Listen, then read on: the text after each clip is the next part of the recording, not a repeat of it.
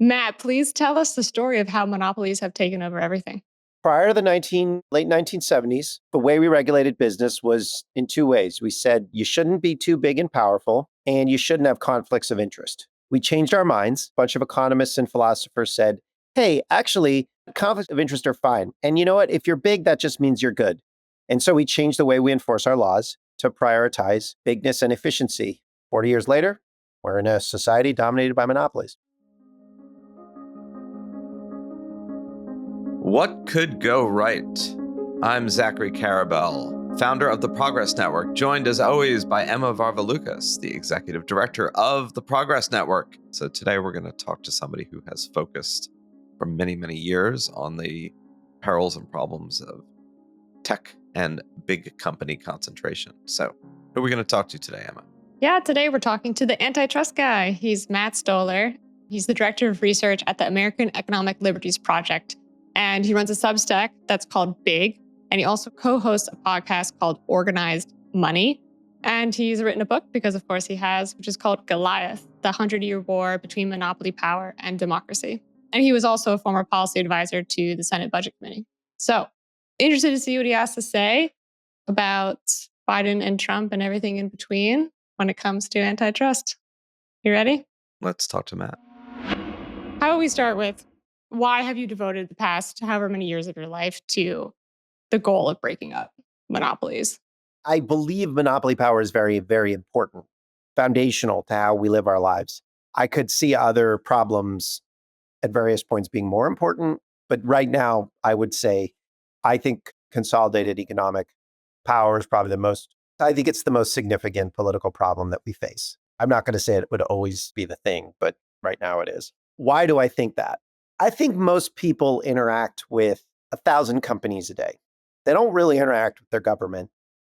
The main way that most people interact with their government is actually through state lotteries. That's the most common interaction with seeing ads and things like that. Like there are, obviously you go on roads and stuff like that. You consume government infrastructure when you look at your iPhone or Android phone. You're using, for maps, you're using GPS. There's a lot, government functions surround you, but the interactions we have every day with institutions are mostly corporate institutions. What you buy, what you sell, who you work for, who you employ, the ideas that, the ideas you get. I mean, right now we're talking, and this is through a corporate structure. It's going into distribution, which is mediating through corporate institutions. People are listening to it through an app, which is put out by a corporation. All of these markets are defined by rules and by power. And when you think about, are we living in a free society? You have to think about how people actually live their lives. And how people actually live their lives is through these markets. And so if these markets are consolidated, you're talking about an unfree society, because every monopolized market or market that is run by an oligopoly, which is a small number of entities, is a market that is run by a dictator or a small set of dictators who'd structure the terms of trade, the prices. You create enough monopolized markets, and you have a society that might be nominally democratic in terms of who you vote for, in terms of parades at election time, in terms of some things like, can you do flag burning or whatnot? I mean, they're important questions. But in the lives that people are living, their commercial lives, those interactions they're having every day, they're really powerless. And so I think we need to attack those problems, because right now we have a monopoly crisis in the US, and it really is a political crisis as well, although it's not commonly seen as such. Do you think you just give us a real world example of something that people are touching every day in their lives of, what you just described? Let's take an issue like of censorship, right? Which I think a lot of conservatives were very concerned about over social media companies not allowing their voices to be heard. They also say this about the banking system. Banks will not allow them to have bank accounts if they have certain views. On the liberal side, you'll see people who, their content is taken down or blurred out. I know Instagram did this to some group that was talking about abortion.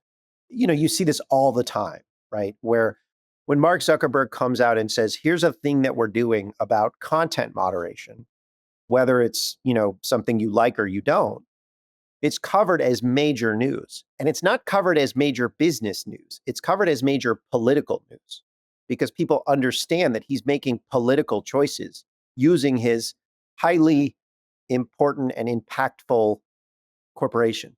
He's actually agreed with me, although he wouldn't say that now. 15 years ago, he was explaining why he hired Sheryl Sandberg to be his deputy at Facebook. And he talked about her experience working at the Treasury Department. And he said, I hired her because she has government experience. And Facebook, quote, in many ways is more like a government than a business. Really, we're setting policies, end quote. That's what he said, right? And I think you see that with every consolidated market.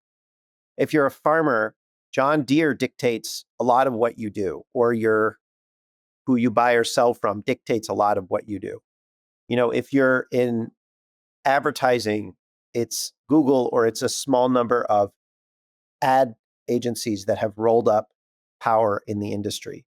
You could go through and just find every single industry, not every one of them, but almost all of them have a boss at this point. And that's really dangerous.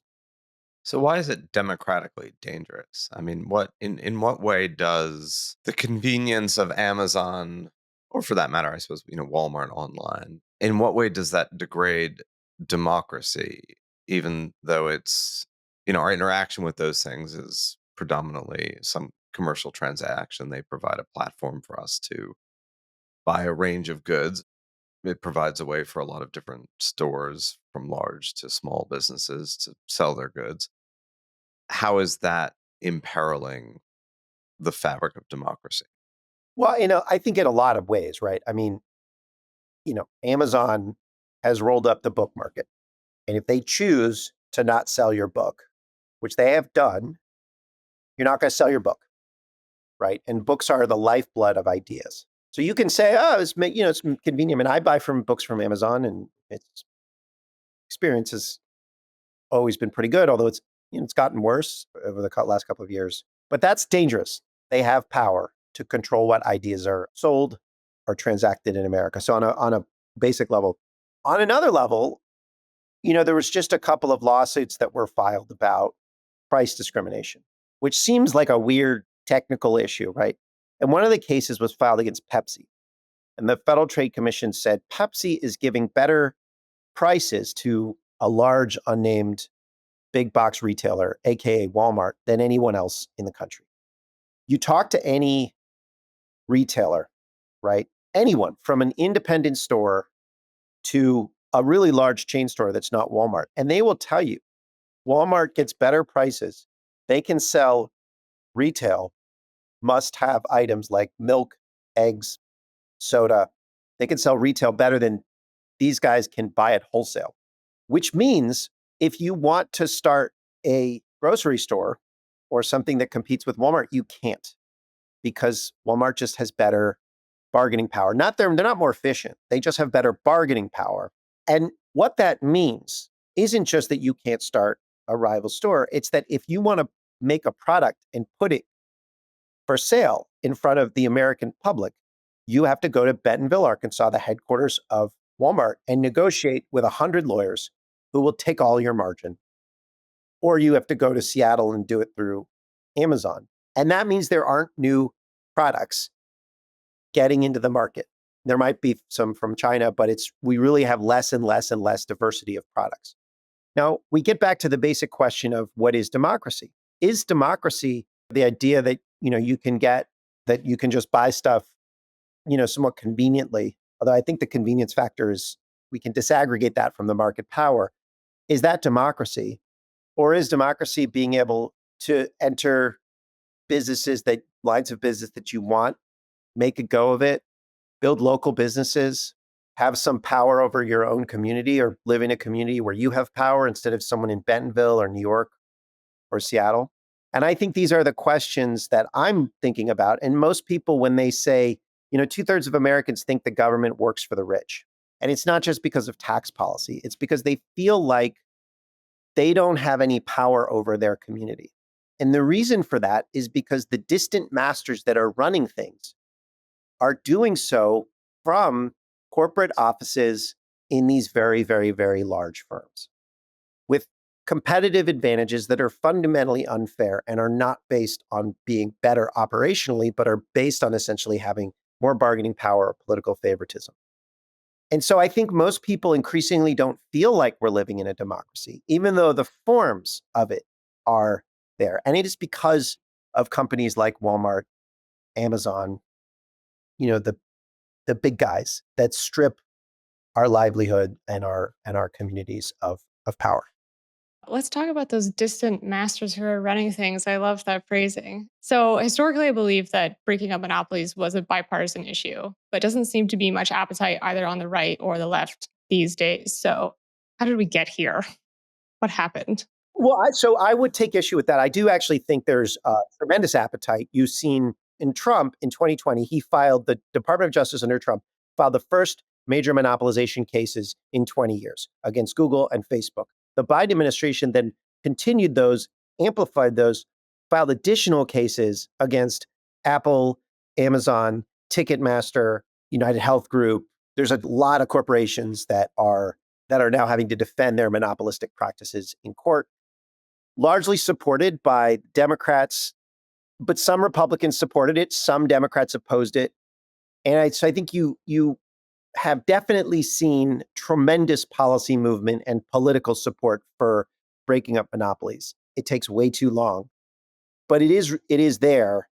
What I do think is happening, though, is that the political class, like if you talk to to normal people and you ask them about Ticketmaster, they hate Ticketmaster and they want it broken up, right?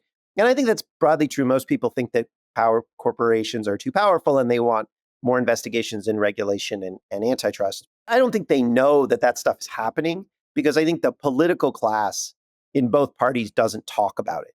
And that is because, this philosophical change that happened in the late 70s, early 80s, a move towards thinking about efficiency and consumerism as the essence of America and not thinking about things like the rights of people who do work, who work for a living, whether they're a factory worker or a farmer or an engineer or a business person. Our ability to build things, right, really just became unimportant and it was just about consumerism and efficiency. And so the minds of the political class in both parties, that's how they think about the world, that's how they talk about the world. They don't see power in the commercial sector. That is changing though. You're seeing, you saw with Trump talk about tariffs a lot. That is a market shaping policy, right? And so a lot of people are getting used to this language. You saw in the financial crisis, people sort of noticed, wait a second, these private institutions that are very large seem to have an impact on our lives. So there's been this kind of fumbling around an attempt to reclaim the language of power in our commerce. And I think it's really getting there. It's just still penetrating, I think, the political class. And it's starting to really get into the Democratic Party in an important way, especially because I think at the inauguration, you saw those big tech guys sitting there. And that was, I think, an important moment. The Republicans saw the Hunter Biden laptop censorship. That was a radicalizing moment for them. They were like, wait a second, there are people running this society we didn't think about. And I think the Democrats saw that with those guys sitting at the inauguration saying, wait, they have all the money and power in the world, and they're sitting there celebrating Donald Trump's inauguration as president. So I think it is happening. There was also a lot of Republican state attorney generals who joined these suits. I mean, again, for different reasons than the Democrats, some of them because of censorship or feeling like the social media and big tech companies had kind of colluded to silence voices. But nonetheless, you did have a lot of Republicans. 100%. And it wasn't just censorship. You have some of them just joining because they think there's too much market power there in advertising. You have like Ken Paxton in Texas, very right wing. He's not just leading a Google case on advertising technology. He's doing stuff on privacy. He's doing stuff on seeds and chemicals with Lena Khan, who is the chair of the Federal Trade Commission. There's a lot of really interesting, weird stuff when you get below the surface. I mean, today, apparently, or yesterday, the Indiana House Representatives passed a ban on non-competition agreements for doctors. So there are these corporations that force doctors to sign provisions in their contracts saying they won't go and work for a rival. There's a movement to ban that practice. It's not just doctors, it's happening to everyone, but there's a movement to ban that practice. That bill just passed in Indiana. This is a very conservative Republican state. A lot of these things are happening. I do think it's, a lot of what, the Trump administration is kind of, I would say a polite way to put it would be incoherent on these questions, right? They have people on both sides, and I don't think they have a firm view on market power. But I don't think that should obscure the fact that there is a lot of movement here. I think an intellectual revolution and political revolution that's going on. So look, I have one serious question about the breaking them up part. One is the legacy of the 20th century. Two of the biggest challenges post US Steel, which is like the only real big trust thing before the Clayton Act under the Teddy Roosevelt administration. Then you had the breakup of Standard Oil, and you had the breakup of AT&T, which were two of the larger, mid 20th century monopolies. One in obviously oil, the other in communications. And within 20 or 30 years, you essentially had, instead of one dominant player, you had five or six. And I just wonder about the break them up part of the equation, in that, like, let's say you broke Facebook up into five components, Instagram, WhatsApp, Facebook as a marketplace, maybe their AI stuff. I don't know. You could figure out what those units would be. Let's say there were six, and Facebook's a $2 trillion company, and then you'd have six. Each of them would probably get bigger than they are now. So let's say you had six $750 billion companies. And you did the same with Google, with search and with advertising. And you did the same with Amazon. You broke up Amazon Web Services from their marketplace, from all these things.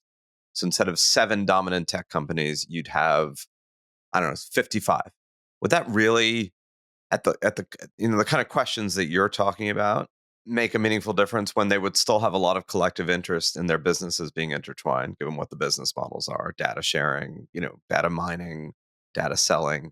So, as appealing as the break them up is, from the perspective of, if you believe these companies have too much market power in a way that's inimical to democracy, I'm much more skeptical that it would be any less inimical to democracy to have like 55 $500 billion companies rather than 7 $3 trillion companies. I could address that specifically, but just the idea of breaking up. But it's important to understand that anti-monopoly policy is not just about disassembling large firms. There are a lot of, it's about putting rules in place to make sure that new firms can get into the market, right? So if you take, say, AT&T has been broken up 3 times in the 20th century.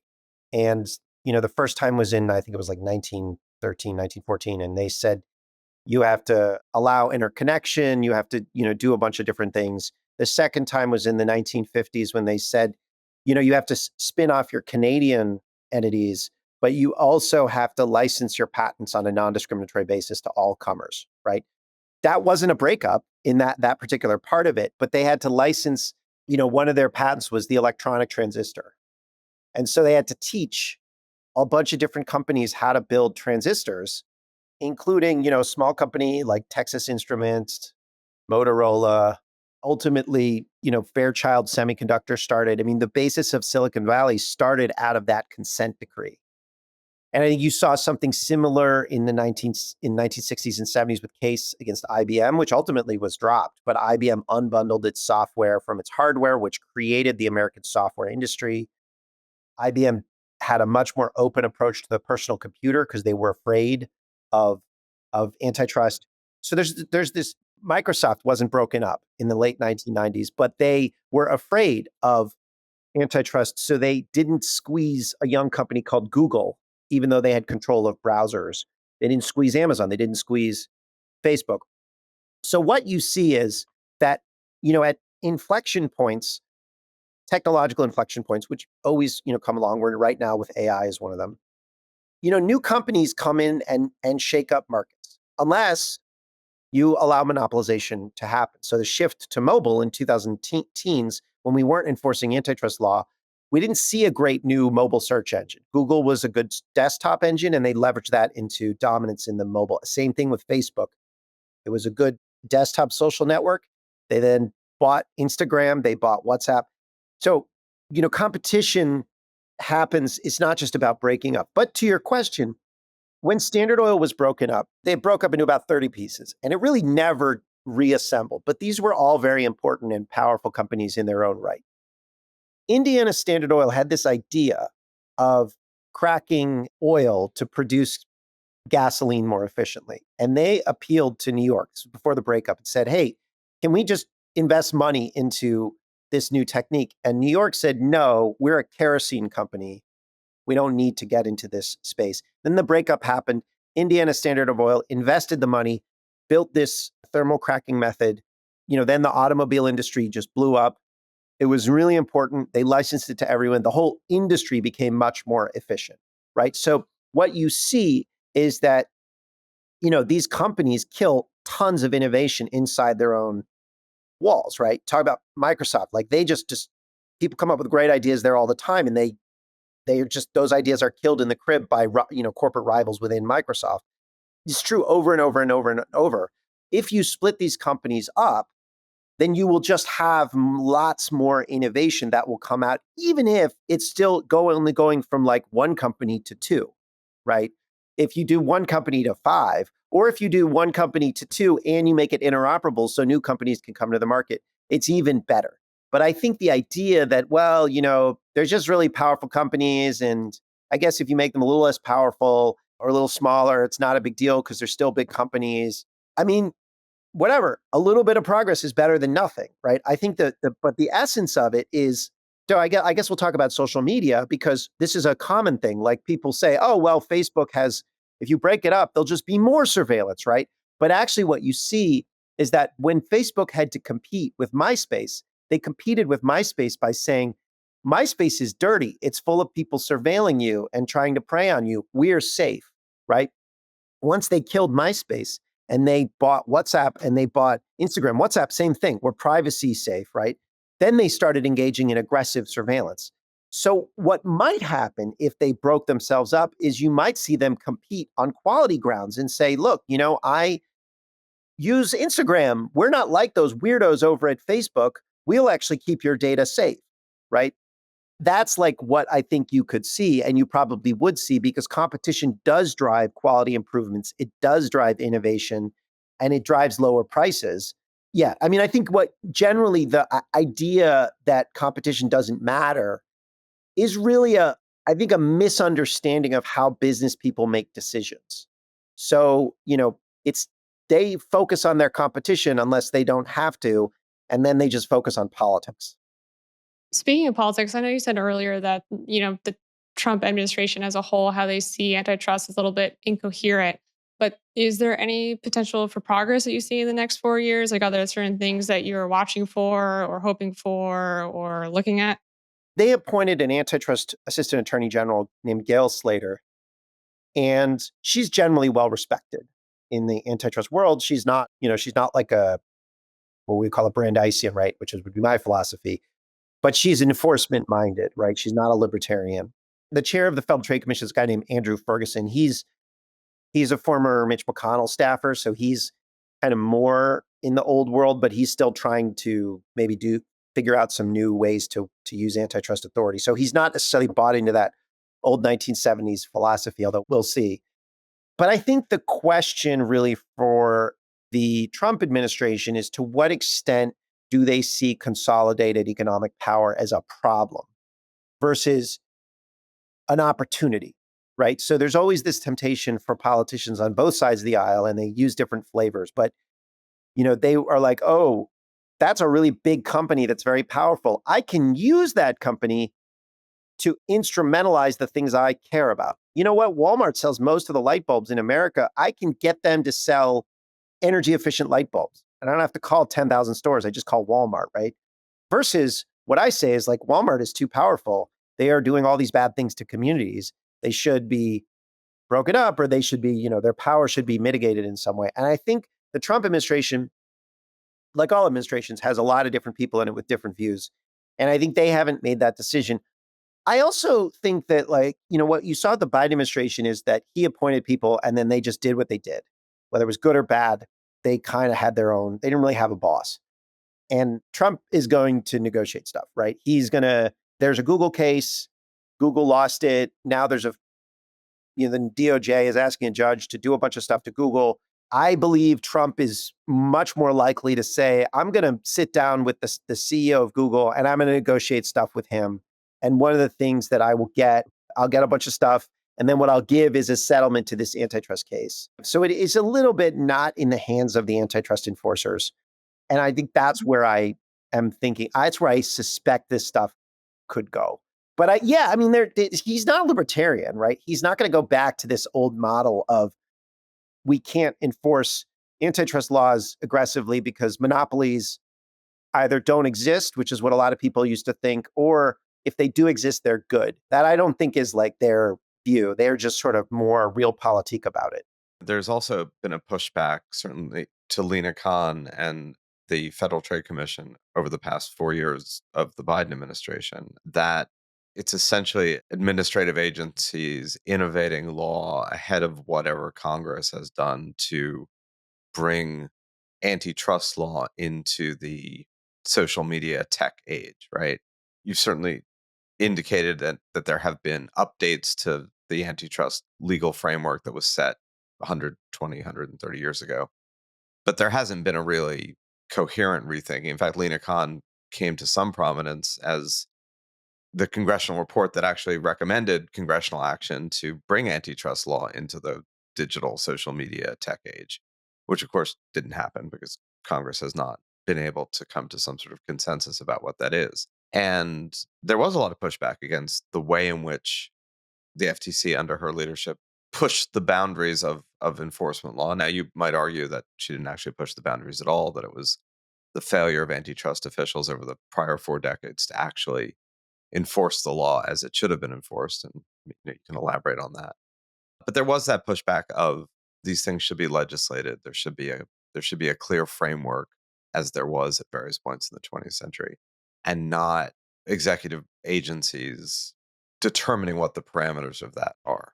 Yeah, I think that's a view that's really divorced from the legal conversation. So if you just look at the cases that they've brought, they've won most of them because judges have looked at the claims and said, yeah, this is correct. This business behavior or merger is unlawful, right, according to precedent. And the reason is it's a little bit weird to be in a situation where you say these laws haven't been enforced for 40 years and we're going to start enforcing them. It feels like a big change. It is a big change, but it's actually not a radical thing to enforce the laws that are on the books. It was a radical thing not to enforce them. And that's what the enforcers started doing in the early 80s and going forward. And they were explicit about it. I mean, there's a law against price discrimination of commodities. It's called the Robinson-Patman Act. It says you can't do that. And the FTC and DOJ, the Department of Justice in 1977 just said, we're not going to enforce this because we don't believe in it. And the Federal Trade Commission basically said the same thing. That's kind of a crisis. It's almost a constitutional level crisis when they just decide not to enforce laws they don't like. It's a little bit weird, right? We're having a big debate over the Impoundment Act right now. Can the president just say, I'm not going to spend money, even if Congress says they have to? It is very weird to be in a situation where they didn't enforce the law. But that's what happened. And I think the way you know that is you just look at a lot of the mergers that merger cases that the administration won. You see the Google case, a couple years ago, they said, oh, there's no way that Google, they're great. How could what they're doing be illegal? And, 2 courts have found that they have engaged in unlawful monopolization, one in 2023, one in 2024. There will probably be another one relatively soon. A bunch of courts have found on a preliminary basis that Amazon's behavior was unlawful. They've said if they prove the case, like if they prove the fact pattern, then it's a violation of the antitrust laws. They haven't proved the fact pattern. That has to happen at trial. But if the story they've told is, yes, this is a violation of the law, and that's true in a number of different areas. So I think it is weird to be like, yeah, we haven't enforced this law for really a long time, and we're going to start enforcing it because it indicts a whole bunch of enforcers for 20 years or more. But that is, in fact, the situation that we're in. The rage at Lina Khan is a result of the fact that she's just enforcing the law. So another way to understand it is that in 2023, the Department of Justice and the Federal Trade Commission came out with new merger guidelines. So they said, look, the Clayton Act, which was last updated in 1950, the merger provisions, has a bunch of precedent. And we're going to take that precedent and we're going to explain to business people and courts how we think the precedent works, right? And we're going to put some economics in there to show how we think, competition, what the law means, and how we understand whether competition is being reduced by mergers or not. So those merger guidelines came out, and the question is, are courts going to accept those merger guidelines, right? Or are they just going to be like, oh, these are some crazy lefty enforcers, we don't care what they say? And 10 different courts, including very conservative courts, have cited the guidelines and said, these are authoritative sources. So the argument you hear in the political sector from in some places is, oh, they're lawless, they don't know what they're doing, they keep losing, whatever. The actual legal conversation, those are just lies. It's not true. The legal conversation is just, this is pretty orthodox meat and potatoes, Clayton Act stuff or Robinson-Patman Act stuff or Sherman Act stuff. Matt, I'm trying to visualize the scope of the issue in your mind, right? Like, let's say if you had your druthers and all of the companies that you think should be broken up were broken up tomorrow. Like, what would that look like? How many companies are we talking about? Let's understand, I think it's important to conceptualize the situation, right? So, I don't know, 25 years ago, there were, I think, a lot of people who thought America really does things great, right? Look at all of our awesome companies. We're leading the world in all of these different areas. I think today, two companies epitomize the concern that people have, and that would be Boeing, which cannot make quality aircraft, and Ticketmaster, which, basically preys on people and screws up at important moments in selling tickets, which should be a relatively easy thing to do considering it's just sales technology, right? Not rocket science. Not rocket science, right? And so I think what we see is that, and they epitomize the problem, right? Because I think what we've noticed is Ticketmaster is everywhere. You go in your healthcare system and it's like, it's all Ticketmaster. Random fees, opaque stuff, scary. Like what you notice, it's like you go to the movies and there's now an administrative fee. It's like there's all stuff is just a hassle, right? This digital technology, which we were promised would be so liberating and should have been really liberating, has in fact become a set of digital leashes all over us, right?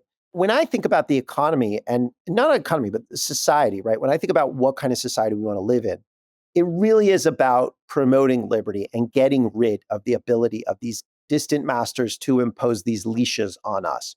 So it's not so much about, how many companies we need to break up. It's more, we need to change the business behavior. If there's one thing I would like to do, one thing I would say that we need to do in our economy, one practice to outlaw, it would be price discrimination, right? It would be, and this goes back to the 1870s, 1880s. They said with railroads, which were picking winners and losers and helped build the Standard Oil monopoly, helped build a bunch of monopolies, all customers who want the same class of service should pay the same freight. If you did that, right, you'd see like 70% of the garbage, monopolization, and fraud and scams that we have to deal with and hassles would just go away. A lot of the unfair competitive advantages that we have would go away. A lot of the incentives to merge to get bigger so you have more bargaining power would go away. Right now in business, I think business leaders will tell you this, their goal is to build power, right? Build pricing power, build bargaining power over suppliers, over workers, over rivals, because if they don't, someone else will build it over them. And I think that's a legal problem, right? And you can break up a bunch of companies. If you don't address that legal problem, there will still be the incentive for them to reform. So we have to pull the incentive of acquiring bargaining power out of our commerce so that they compete with one another to make better products and services, to make more products and services, to sell them at a better price. That's how people should be making money and getting rich. This is like abstract question. If you were called by the Trump administration and said, look, Matt, we want you to help bring some coherence to both the Department of Justice Antitrust Division, to the FTC, to our overall approach to competition monopolies, what are the three things you would say we should do at a federal level? I mean, obviously, some of the stuff you alluded to, Ken Paxton, is being done at a state level or collectively by states' attorney generals. And that has a lot of power and effect and is important as well. But just at a federal level, like what would you do? One of the things that Reagan did, which set the tone for his administration, was he fired the air traffic controllers. And another thing he did is he changed the merger guidelines. And those two things were really fundamental because they said, the air traffic controller thing said to corporate America, you can change your labor relationships. And the merger guideline thing, that was not well understood, but it was understood in the antitrust world, said, go free for all mergers, right? Wall Street, have a party. And I think what you need is something similar to say consolidation is a problem. So I think, when I said Boeing is the epitome of the problem, Ticketmaster is the epitome of the problem, I think we all saw that with baby formula, right? When America could not feed its babies, right? The shortages. And those shortages were pervasive. We all remember what happened with COVID. And then we all pretended like it's fine, right? But all the same problems exist or they've worsened. So what I would do is a really high profile attempt to get more companies into the baby formula space, something like that.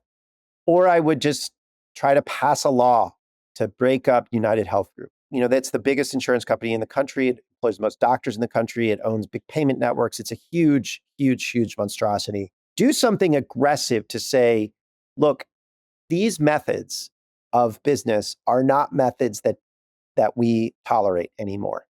And the thing about, corporate America is that if you have 10,000 lawyers, what their job is in corporate America, it's a sort of governance system. They explain to the people they work for, like a lawyer explains to the CEO, here's what you can do and here's what you can't do. And if something happens where they say, we are going to force competition in this market and we're going to break up that company for this bad behavior, every CEO in the country is going to get a memo saying, here are the things you can't do anymore, right? And so what you need is a very high profile, hammer to come down on some bad actor, followed up with like a legal argument and a political argument saying this is what corporations can do and this is what corporations can't do anymore. He's kind of doing that with tariffs, right? You sort of see that somewhat, although he hasn't been totally clear. And you see like companies are like, should we reshore our supply chain? What should we do? They're trying to figure it out and they're all trying to figure it out. I think you could see that there's lots of different tools, right? You could do it through any agency. You could do it through the antitrust division. You could do it through the White House directly. But that's what I would do. Given the fluidity and the unusualness of how the Trump administration has been staffing itself, maybe you will in fact have that opportunity. Who knows? Thank you for the conversation and the work. I encourage all of you to listen to Matt's podcast, follow his Substack if you want to keep up with an area of sort of the convergence of law, society, and technology that has been particularly in focus over the past 4 years, and I think is going to remain front and center for a lot of us over the next 4 to 10 to 20 years. So thank you for your time, and we'll see how it goes. Great. Thanks. It's always thought-provoking to me to think about, are we enforcing the laws the way we should? Is the framework we have about bigness and corporate consolidation the right framework? We didn't get into as much this question that I've had ongoingly for years of, does it in fact lead to something dramatically different if we were to have, again, the 50 companies versus the 7? I thought Matt had a really good answer to that, which is more competition is better than less, and you got to start somewhere, and a little progress is better than no progress. Obviously, something as a statement, which we would absolutely agree with, given that we say it all the time. Whether or not the way in which we construe monopoly and bigness is as much of a democratic threat, I think is an unresolved one. Matt clearly has his perspective on that, as do a lot of people. But this issue of is size alone inimical to democracy? We could have this question about, is wealth concentration per se, the fact that you have an Elon Musk, there are a lot of people who believe that in and of itself is a threat to democracy, right? You shouldn't have someone worth $500 billion or whatever the absurd number is. That may be $1 trillion by the time our season's over. Is that in fact a threat? And a lot of people would say yes. But I think the question of, okay, why and how does that actually imperil whatever it is we call democracy? And I do think there are some unspoken, or at least unfully teased out threads of, antitrust law was meant to be, these companies are harming consumers by charging more money or offering less choice. That was the framework 100 years ago. Now we're saying they're preventing competition, they're controlling too much of our lives, and they are, sort of imperiling our ability to control our fates in a way that in democracy we should be able to. Yeah, I think that your question about is just size per se a threat to democracy, I think intertwines with Matt's answer about banning price discrimination. Like, I don't know, I really don't know if you can make the argument about it's the size. I think the issue is it's the way that they're behaving, which is tied into the size, right? That was Matt's point about like it's not just about breaking up the companies, it's also about changing the way that they do things. I think I would need somebody else to answer the question for me of like, does size then automatically mean that they will behave in a certain way? I'm not sure. I can't answer that right in this moment. I do feel pretty sold on I think that it's really smart of him to bring up the examples that really touch people every day, like Ticketmaster, Boeing. He has a good Substack article about how monopolies messed up the LAPD's response to the fires that happened back in January. I'm not sure about the jump into like that imperils us as a democracy, but it certainly brings harmful effects to us as people in the United States. And I would want the government to step in and control that the way that historically they have in the past. I mean, that's a straight answer for me. It's interesting, the Boeing example, which we could spend a long time on. Like, there is nowhere in the world where aircraft manufacture, both commercial, particularly commercial aircraft manufacture, has a competitive marketplace. It's Airbus in the European Union, it's Boeing in the United States in the Western Hemisphere, and now there's a Chinese national company that's also making a commercial aircraft. There's actually more competition in military aircraft because people don't want to share their, technologies, which is a problem of interoperability. So there's more people who make fighter jets in the world than make commercial airliners. I don't know if that's a problem of antitrust law per se, given that it's a global phenomenon as much as these are incredibly expensive. And frankly, we do want our planes not to crash. Like, that seems to be a human inclination, not just an American one. And of course, spacecraft, right? I mean, I guess we've got Virgin and we've got SpaceX and we've got Blue Origin, and then we've got a bunch of national ones. I don't know. It feels to me like once you start looking at the specifics, then a lot of the devil's in the details. And I am not at all skeptical of the danger of corporate concentration, particularly to innovation. Matt had a great piece when DeepSeek, which is the Chinese sort of cheaper large language model AI company, one of the things that he made the point of, and others have made the point of, and we did not get into in our conversation, is that this shows the way in which the OpenAI, Microsoft, NVIDIA, we're just going to spend trillions of dollars, became its own self-fulfilling prophecy that prevented cheaper, nimbler alternatives, i.e. bigness precluded innovation. And I think there's a lot to be said for that.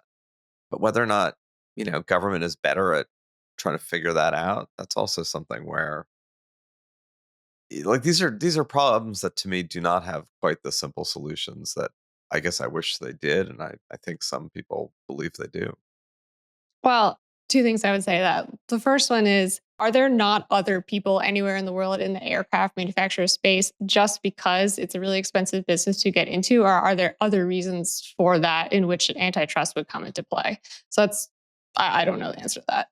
Fair question. And, the regulatory regimes that kind of capture the regulatory regimes are captured by the companies, and that precludes competition too. Like, there's a whole web of this in every country.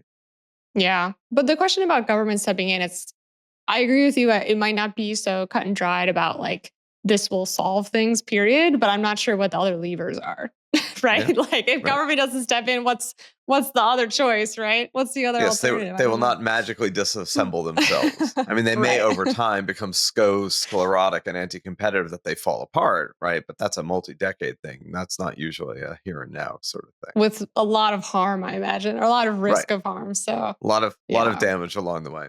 Anyway, good discussion. I think, one of the many peculiarities of Trumplandia is that, none of this cuts exactly as you would have thought in a Republican Democrat, like pro-business, anti-business fashion.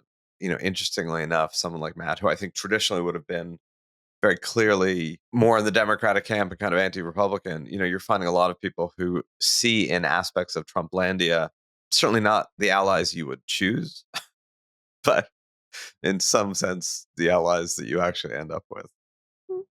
So it goes. Sometimes you find people in your bed you would never expect. There you go. That's we'll do that one. We'll do that one next episode, Emma. So I want to thank you all for listening. Please send us your thoughts. Sign up for What Could Go Right, our newsletter, which you can do at the progressnetwork.org website. Thank you to the Podglomerate for producing and Emma for co-hosting and all of you for listening. And we'll be back with you next week. Thanks, everyone.